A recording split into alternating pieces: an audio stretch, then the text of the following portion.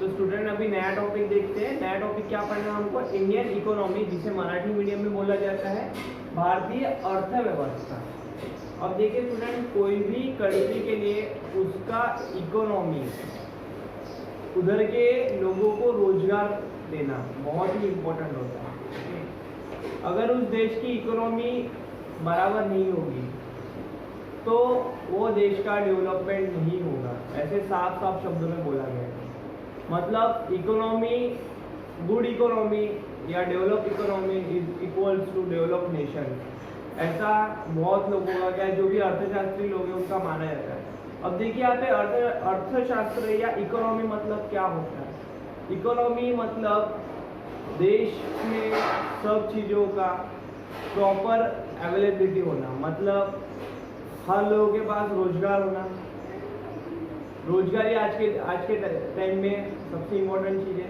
अगर लोगों के पास पैसा आएगा तो पैसा सारे मार्केट में घूमेगा।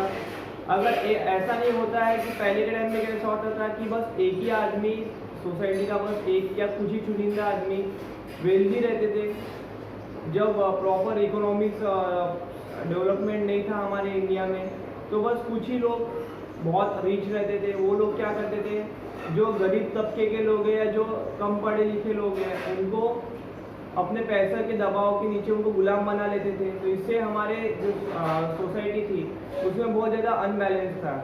तो क्या हुआ, देखिए, right from the independence the modernisation of economy, self sufficiency and social justice have been characteristic of Indian economy. India wanted to acquire modernity and self-reliance by establishing industry. We wanted to establish an economy based on social justice through planning. For this, National Planning Commission was established that would coordinate development through the policy of 5 years plan. मतलब देखिए student, हमारे India ने independence के बाद development, economy development, रोजगार, industrialisation, इसमें बहुत ज़्यादा ध्यान दिया। क्यों? क्योंकि अगर हमारे देश में अगर कोई चीज़ बनती है तो हमारे देश के लोगों को रोज़गार मिलता है। वो चीज़ हमारे इंडियन मार्केट में बहुत गुड प्राइस में हमको अवेलेबल होती है। साथ ही साथ हम वो चीज़ दूसरे देश को भी प्रोवाइड कर सकते हैं। आज चाइना वर्ल्ड का सबसे बड़ा एक्सपोर्टेड कंट्री है। क्यों है? क्योंकि उसमें हर जो चीज़ है, छोटी से छोटी चीज़, अगर हम इसके पहले देखते थे 2 या 3 साल पहले, वहाँ पे हमको लिखा था मेड इन चाइना, बट अभी वो सारी पॉलिसीज चेंज हो रही है। अभी बहुत से ऐसे कंपनीज है या जो इंडस्ट्रीज है वो चाइना से शिफ्ट होकर इंडिया में प्लान कर रही है। रीज़न आप सभी को पता होगा, चाइना की जो पॉलिसी है वो बहुत से लोगों को अब नहीं पसंद आ रही है। उसका मेन रीज़न है The Narasimha Rao government started economic reforms from 1991. Those economic reforms are called economic liberalization. The Indian economy flourished as a result of implementation of this policy. The foreign investment in India increased. Skilled India professional helped reform Indian economy. Field of information of technology open server avenues employment of the country. The changes after 1991 also described as globalization. अब देखिए यहाँ पे जो हमारे PM है नरसिम्हा राव, उन्होंने economic development या economic modernisation में बहुत ज़्यादा ध्यान दिया। उनका एक 5 ईयर्स का कोई बेसिक प्लान था, उस पर उन्होंने इकोनॉमिक रिफॉर्मेशन में बहुत ज़्यादा ध्यान दिया। अब इकोनॉमिक रिफॉर्मेशन मतलब क्या होता है? नए नए इंडस्ट्रीज को अप्लाई एस्टेब्लिश करना, फॉरेन के ऐसे कुछ पॉलिसीज करना जिसे हम FDI बोलते हैं। ओके स्टूडेंट, आपके लिए एक होमवर्क है, आपको what is mean by FDI, बहुत इंपॉर्टेंट टॉपिक है, आपको समझना है FDI क्या होता है, क्यों होता है और उसे देश में कब से इम्प्लीमेंट करना स्टार्ट किया। ये चीज़ आपको पता करनी है। आपको बहुत नई, आई होप आपको बहुत नई इन्फॉर्मेशन आपको इसके थ्रू देखने मिलेगी। तो उन्होंने फॉरेन इन्वेस्टमेंट के लिए, उन्होंने फॉरेन जो थे बड़े बड़े इन्वेस्टर, उन्होंने इंडिया में आने के लिए उन्होंने उनको अप्रोच किया। उसके थ्रू क्या हुआ, उन्होंने अपने इंडिया में बड़े बड़े इंडस्ट्रीज एस्टेब्लिश की। उसके थ्रू क्या हुआ, जो हमारे इंडियंस है उनको रोजगार मिलने लगा, हमारे इंडियन से प्रोडक्शन होने लगा। इंडियन से प्रोडक्शन होकर वर्ल्ड में वो कुछ चीज़ें सप्लाई होने लगी। इसके थ्रू क्या हुआ, हमारे इकोनॉमी को थोड़ा बूस्ट मिला। इसी चीज को क्या बोला जाता है, इंडियन ग्लोबलाइजेशन बोला जाता है। साथ ही में इसके साथ हमने इंफॉर्मेशन और टेक्नोलॉजी के इसमें भी हमने कदम रखने स्टार्ट कर दिए। स्टूडेंट अभी नया टॉपिक देखते हैं, साइंस एंड टेक्नोलॉजी। अब देखिए, साइंस और टेक्नोलॉजी या टेक्नोलॉजी में डेवलप होना या साइंस में डेवलप होना किसी भी कंट्री के लिए बहुत बड़ी बात होती है। आज के टाइम से नहीं, ये बात चल रही आज से 30, 40, 50, 60, 70 सालों पहले। अब देखते हैं, two major event must be mention while describing Indians effort towards self reliance. मतलब इसका ये हो गया कि जब इंडिया ने स्वावलंबी बनने की कोशिश की, सेल्फ डिपेंडेंट बनने की कोशिश की, तो वहाँ पे ऐसा बोला गया कि दो मेजर इवेंट्स हैं। वो मेजर इवेंट्स इंडिया के सेल्फ डिपेंडेंट बनने के लिए बहुत ज़्यादा हेल्पफुल होते हैं। और कौन से हैं? Doctor MS Swaminathan, known as father of green revolution in 1965। अब देखिए स्टूडेंट, में जो भी इंपॉर्टेंट पर्सन को यहाँ पे नाम मेंशन कर रहा हूँ, उसका नाम आपको पेंसिल से अपने टेक्स्ट बुक में अंडरलाइन करके रखना है, क्योंकि जब आप एक्सरसाइज सॉल्व करोगे तब आपको क्वेश्चन आंसर ढूंढने में आपको ज़्यादा प्रॉब्लम नहीं जाएगा।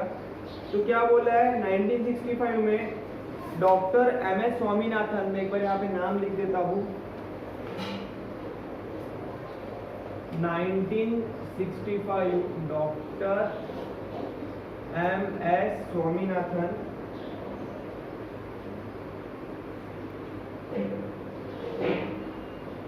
ने क्या किया, इम्प्लीमेंटेड ग्रीन रिवॉल्यूशन।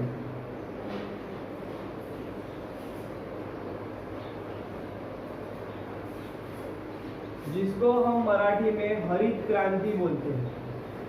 क्या बोलते हैं स्टूडेंट मराठी में? हरित क्रांति। अब देखिए, हरित क्रांति रिलेटेड होता है आपके फार्मिंग फील्ड से। किससे रिलेटेड होता है? फार्मिंग फील्ड से। अब उन्होंने क्या किया, उन्होंने ऐसे नए टेक्नोलॉजीज डेवलप किए जिससे आपको कम उत्पादन में आपको ज़्यादा फार्मिंग का यानी ज़्यादा फूड ग्रेन आप प्रोड्यूस कर सकते। देखिए, उन्होंने बोला कि increase the production of food grains. मतलब देखिए स्टूडेंट, उन्होंने कुछ टेक्निक्स बताया लोगों को, या ऐसे उन्होंने लोगों को नए एक्सपेरिमेंट करके बताया, जिससे क्या हुआ कि लोगों को कम फूड यानी कम मात्रा में यूज़ करके, फूड ग्रेन यूज़ करके उनको ज़्यादा से ज़्यादा उनको उत्पादन मिला। उसके बाद क्या हो रहा था, एक्सपेरिमेंट कोऑपरेटिव डेयरी मूवमेंट। और सेकंड है हमारे डॉक्टर वीर जैसे, उन्होंने डेयरी प्रोडक्शन मतलब क्या होता है, दूध उत्पादन, जिसको हम मराठी मीडियम में धवल क्रांति बोलते हैं। क्योंकि क्या होता है कि फर्स्ट ऑफ ऑल लोगों के पास इतना टेक्निक नहीं था कि दूध किस तरह से प्रोड्यूस किया जाए, है ना। तो उन्होंने लोगों को उस तरह से लोगों को पूरा नॉलेज दिया। ये इंडिया के लिए बहुत ज़्यादा इम्पोर्टेंट है। और ये फार्मिंग से रिलेटेड जो भी पर्सन्स है उनके लिए ये चीज़ बहुत ज़्यादा इम्पोर्टेंट है। फर्स्ट होता है ग्रीन रिवॉल्यूशन एंड सेकंड कौन सा है,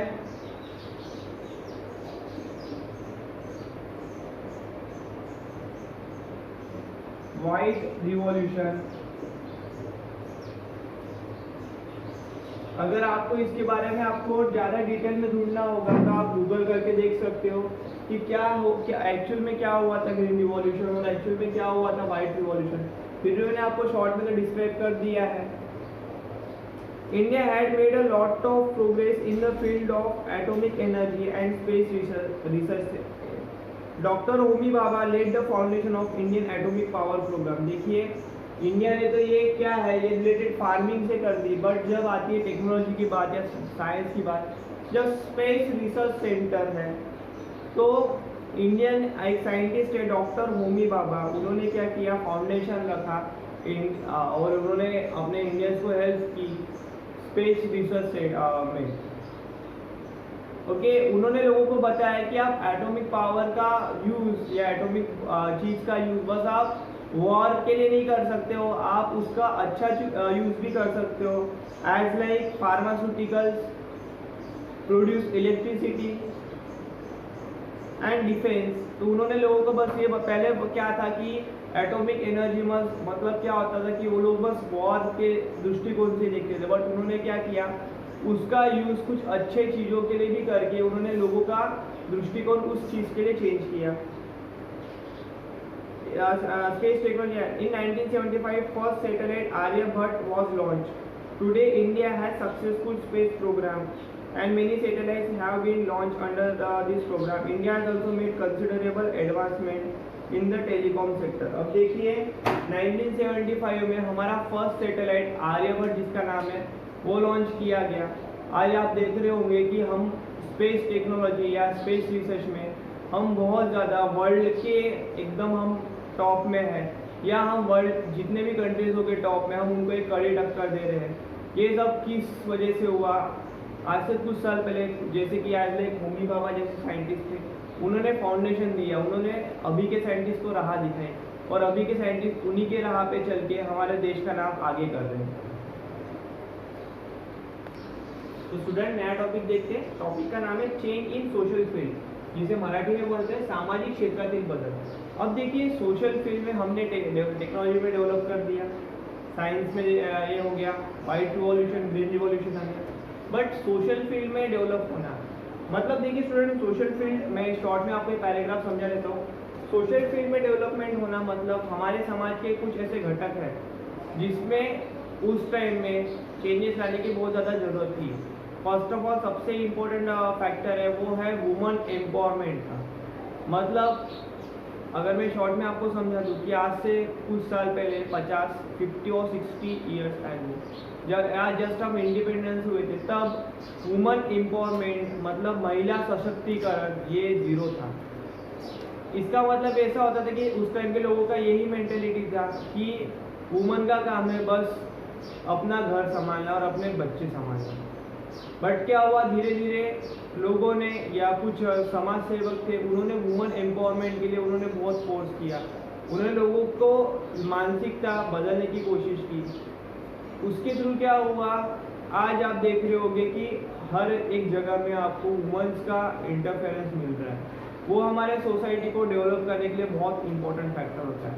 एज लाइक कि अगर हम पहले लोगों का ऐसा कहना था कि ये गर्ल्स है, इसको ज़्यादा हम पढ़ाएंगे नहीं, या अभी भी हमारे सोसाइटी में कुछ ऐसे फैक्टर्स है या जहाँ पे ज़्यादा एजुकेशन प्रोवाइड नहीं हो रहा है, जिसे हम गांव यानी एक हमारे विलेज तरफ का एरिया होता है, वहाँ का लोगों का यही सोचना है कि ये जिसे ये गर्ल्स है इसको हम ज़्यादा पढ़ाएंगे नहीं, ज़्यादा इनको हम ये नहीं देंगे, बस इसको आफ्टर कुछ सालों बाद जब इनका शादी का एज हो जाएगा, इनको शादी करना है, फिर वो उधर जाके देखे उसको क्या करना है। बट ऐसे कुछ फैक्टर्स को लोगों ने चेंजेस किया। अभी वुमेन एम्पावरमेंट बहुत इंपॉर्टेंट फैक्टर हो रहा है। हर एक जगह में वुमेन्स के लिए रिजर्वेशन हो रहा है। पहले के टाइम में वुमेन्स के लिए हुंडा प्रथा बहुत ज़्यादा थी। आप ऐसे अगर आपके पेरेंट्स जब थे, अभी तो बहुत कम हो गया है, फिर भी हमारे समाज के कुछ ऐसे फैक्टर्स हैं वो इस चीज़ को अभी भी बढ़ावा दे रहे हैं।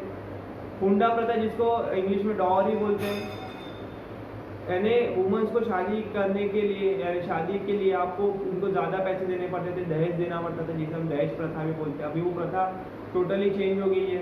अगर कभी कभार हमने ऐसा भी न्यूज़ में सुनने मिलता था कि दहेज के लिए उस वुमन का बहुत ज़्यादा प्रताड़ना हुई है या उसको बहुत ज़्यादा टॉर्चर किया गया है पैसे लाने के लिए और किसी रिलेटेड चीज़ के लिए। ये चीज़ टोटली चेंज हो गई है। उसके बाद हमारे इसके कुछ फैक्टर्स है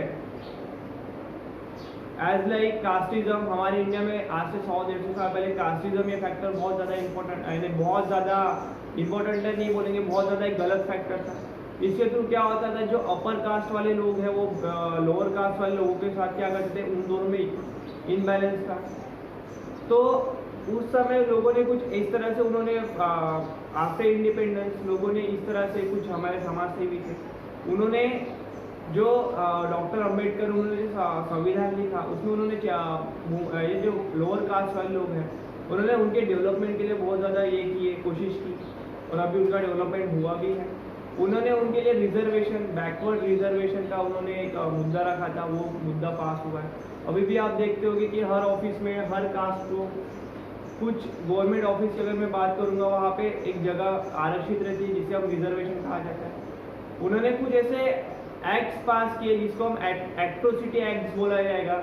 उस एक्ट के थ्रू ऐसा होगा कि जो भी अपर कास्ट वाले लोग हैं है ना। पहले के ज़माने में होता था कि अपर कास्ट वाले लोग जो लोअर कास्ट वाले लोग हैं उनको टॉर्चर करते थे, उनको एक प्रेशर में रखते थे, बट अभी टोटली ये सब चीज़ें चेंज हो गई है। अभी गवर्नमेंट ने सीधा बोल दिया है कि आप जो भी अपर कास्ट लोअर कास्ट है सबको एक दूसरे के साथ मिल के रहना है, उनका यही बोलने का उद्देश्य है। और अगर ऐसा उनको नज़र आता है कि कभी अगर अपर कास्ट वाले लोग लोअर कास्ट वाले लोगों के साथ कोई टॉर्चर कर रहे हैं, तुम्हारे सोसाइटी में एक इम्बैलेंस है, तो फिर उसके लिए उन्होंने एट्रोसिटी एक्ट करके उन्होंने पास किया। तो लास्ट टॉपिक देखते हैं। लास्ट टॉपिक कौन सा है? ग्लोबलाइजेशन, जिसे हम बोलते हैं जागतिकीकरण। अब देखिए ग्लोबलाइजेशन ने ये पार्ट हो गया, globalisation about many changes in different like economy, politics, science, technology and society and culture। मतलब स्टूडेंट ग्लोबलाइजेशन मतलब हमारे कुछ ट्रेडिशंस फॉरेन के कंट्रीज फॉलो करते हैं, संस्कृति हमारे कुछ फॉरेन के कंट्री फॉलो करते हैं, या फॉरेन के कंट्री के कुछ ट्रेडिशन जो हमें इंडियंस को पसंद आते हैं हम वो इंडियंस फॉलो करते हैं। उसके बाद फॉरेन के बहुत सी चीज़ें हमारे इंडिया को रिलेट करती है, हमारे इंडिया की बहुत सी चीज़ें फॉरेन को रिलेट करती है, अदर्स कंट्री को रिलेट करती है। We are discuss some of the changes about our paragraph. India has emerge an important country on a global scene in different sphere. India is an important member. अब देखिए India ये country important member है। एक हो गया G20 and BRICS. देखिए countries in BRICS में कौन सी कंट्री आती है? China, south Africa, Brazil. ये देखिए आपको सीक्वेंस में करना है, बी से ब्राज़ील, आर से रशिया, आई से इंडिया, सी से चाइना, एस से साउथ अफ्रीका। ये 5 कंट्री है, इसको ब्रिक्स बोला जाता है। ओके। एंड G20 समिट मतलब यहाँ पे 5 देश आके, अब आप खुद आपको सर्च कर लीजिए कि ब्रिक्स में एक्चुअल में क्या होता है, किस तरह से वो मेथड यूज करते हैं, क्या उनका पॉलिसीज होता है। India experience an important revolution in field of telecommunication and technology, है ना। हमने टेलीकम्युनिकेशन टेक्नोलॉजी के इसमें भी हमने बहुत अच्छा हमने डेवलपमेंट किया है। आज अब सभी को पता होगा इंडिया में 4G तो बहुत सालों पहले लॉन्च हो गया है। अब हम 5G का भी टेस्टिंग कर रहे हैं, मतलब हम इंटरनेट स्पीड इससे और ज़्यादा हम और एडवांस करने की कोशिश कर रहे हैं। Mobile phone, internet and other communication facilities based on satellite have spread all across the country. Okay, म्हणजे आज से 20 साल पहले 25 साल पहले किसी से भी अगर कम्युनिकेशन करना होता था तो बहुत डिफिकल्ट जाता था, बट आज वैसा नहीं है। Because of mobile phone, internet, आप यहाँ से बैठे आप हमारे देश के कोई भी कोने में अगर आपके फ्रेंड्स हो गए, रिलेटिव हो गए, आप उनसे कम्युनिकेट कर सकते हैं through video calling, through messaging, through calling. पहले ये सब चीज़ें बहुत डिफिकल्ट होती थी, आज ये चीज़ बहुत सिंपल हो गई है। In the political field, India has demonstrated to the world as a new stable democracy can function successfully। India एक सक्सेसफुल डेमोक्रेटिक कंट्री। अब डेमोक्रेसी क्या होता है हम सिविक्स में देखेंगे। All resulted in a total transformation in the lifestyle of Indian and especially the youth. These changes are visible from dietary habits, clothing, language and beliefs। अब देखिए ये सब चेंज हो रहा है इंडियंस में, उनके यूथ में। ये चेंजेस बहुत ज़्यादा इंपॉर्टेंट है उनके लाइफस्टाइल में। ओके स्टूडेंट, तो देखिए आज मेरा यहाँ पे सेकंड लेसन फिनिश हो गया। अगर आपको वीडियो पूरा देखना है, ये वीडियो में 3 पार्ट्स मैंने अलग अलग करके अपलोड किया है। अगर आपको कोई टॉपिक समझ में नहीं आता है तो ऐसे आप मुझसे कमेंट कर सकते हो। Thank you. वीडियो को पूरा देखना है और ज़्यादा स्टूडेंट के साथ शेयर करना है।